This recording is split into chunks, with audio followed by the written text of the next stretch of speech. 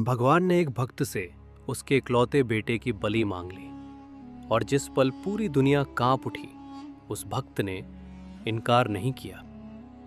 महाभारत का युद्ध खत्म हो चुका था, सब कुछ शांत था। लेकिन उसी शांति के बीच अर्जुन के मन में एक वहम पैदा हो गया। उसे लगने लगा कि वो श्री कृष्ण का सबसे बड़ा भक्त है। अर्जुन सोचता था, कन्हैया ने मेरा रथ चलाया, हर युद्ध में मेरे साथ रहे, तो फिर भगवान का सबसे बड़ा भक्त मैं ही हुआ ना। लेकिन अर्जुन ये नहीं जानता था कि वो भगवान नहीं, बल्कि भगवान के धर्म की स्थापना का सिर्फ एक माध्यम था। और जब भक्त के भीतर अहंकार आ जाए तो भगवान चुप नहीं रहते। इसीलिए श्री कृष्ण अर्जुन को अपने साथ ले गए, किसी युद्ध में नहीं, बल्कि एक ऐसी परीक्षा देखने जो उसका गर्व हमेशा के लिए तोड़ देने वाली थी।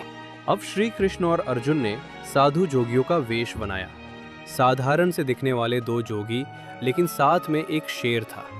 वन से उस शेर को साथ लेकर दोनों पहुंच गए एक ऐसे राजा के द्वार पर जिसका नाम था मोरध्वज। मोरध्वज कोई साधारण राजा नहीं था, वो भगवान विष्णु का परम भक्त था। उसके राज्य में एक नियम था, जो भी उसके दरवाजे पर आता वो खाली हाथ नहीं जाता। भूखा आए तो भोजन पाता, थका आए तो विश्राम पाता। राजा मोरध्वज के लिए अतिथि सीधे भगवान के समान होता था। जब राजा मोरध्वज को पता चला कि दो साधु एक शेर के साथ उनके द्वार पर आए हैं, तो वो एक पल भी नहीं रुके। नंगे पांव सीधे दौड़ते हुए दरवाजे पर पहुंचे। जैसे ही उनकी नजर उन साधुओं पर पड़ी, उनके शरीर में एक अजीब सी सिहरन दौड़ गई। किसी अनजाने तेज के आगे राजा अपने आप ही झुक गए। हाथ जोड़कर बोले, प्रभु, मेरे लिए ये सौभाग्य है, कृपा करके मेरा आतिथ्य स्वीकार कीजिए। तभी श्री कृष्ण ने शांत स्वर में कहा, राजन, हम तुम्हारा आतिथ्य तभी स्वीकार करेंगे जब तुम हमारी एक शर्त मानोगे। राजा मोरध्वज बिना सोचे बोले, आप जो कहेंगे प्रभु, मैं उसके लिए तैयार हूं। लेकिन अगली बात सुनकर राजा के पैरों तले जमीन खिसक गई। कृष्ण बोले, हम तो ब्राह्मण हैं, हमें जो भी मिल जाए स्वीकार है, लेकिन ये सिंह नरभक्षी है। थोड़ा रुककर उन्होंने कहा, अगर तुम अपने इकलौते बेटे को अपने ही हाथों से मारकर इसे खिला सको, तभी हम तुम्हारा आतिथ्य स्वीकार करेंगे। ये सुनते ही मोरध्वज के होश उड़ गए, दिल कांप उठा, सांस रुक सी गई। लेकिन फिर भी राजा अपने धर्म से पीछे नहीं हटे। कुछ क्षण चुप रहकर बोले, प्रभु, मुझे ये शर्त मंजूर है, बस एक आखिरी विनती है, एक बार अपनी पत्नी से पूछ लूं। भगवान से आज्ञा लेकर राजा मोरध्वज महल के भीतर चले गए। लेकिन जैसे ही वो अंदर पहुंचे, उनका उतरा हुआ चेहरा देख रानी समझ गई, कुछ बहुत अनहोनी हो गई है। रानी ने घबराकर पूछा, स्वामी, क्या बात है? राजा ने जो कुछ भी हुआ था एक एक करके सब बता दिया। सुनते ही रानी की आंखों से आंसू बहने लगे। मां थी, दिल कांपना ही था। लेकिन फिर उसने अपने आंसू पोंछे, सीना तान कर बोली, अगर आपकी आन पर बात आए तो मैं अपने सैकड़ों पुत्र भी कुर्बान कर सकती हूं। थोड़ा रुककर बोली, आप साधुओं को आदरपूर्वक अंदर ले आइए। उधर अर्जुन सब देख रहा था, वो चुप नहीं रह पाया।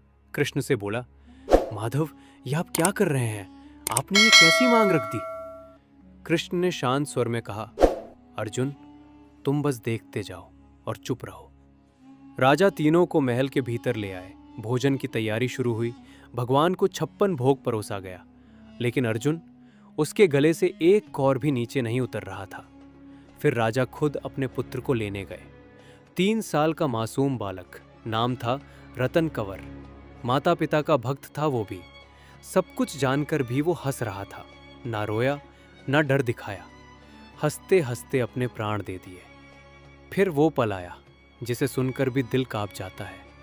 राजा और रानी ने अपने ही हाथों में आरी ली और पुत्र के 2 टुकड़े कर दिए, और वो मांस सिंह को परोस दिया गया। भगवान ने भोजन ग्रहण किया, लेकिन जैसे ही रानी की नजर पुत्र के आधे शरीर पर पड़ी, मां का दिल टूट गया। आंसू रुक नहीं पाए। बस वही पल भगवान रुष्ट हो गए, कठोर स्वर में बोले, लड़के का एक हिस्सा कैसे बच गया?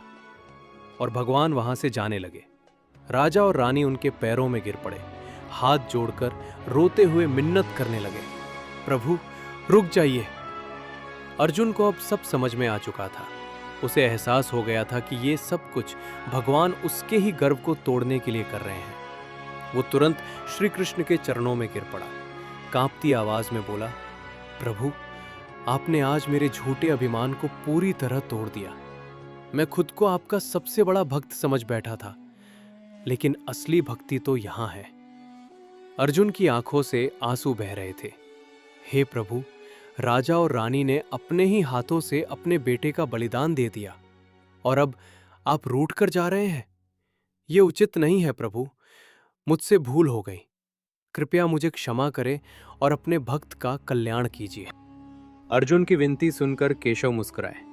उन्होंने समझ लिया था कि अर्जुन का घमंड टूट चुका है।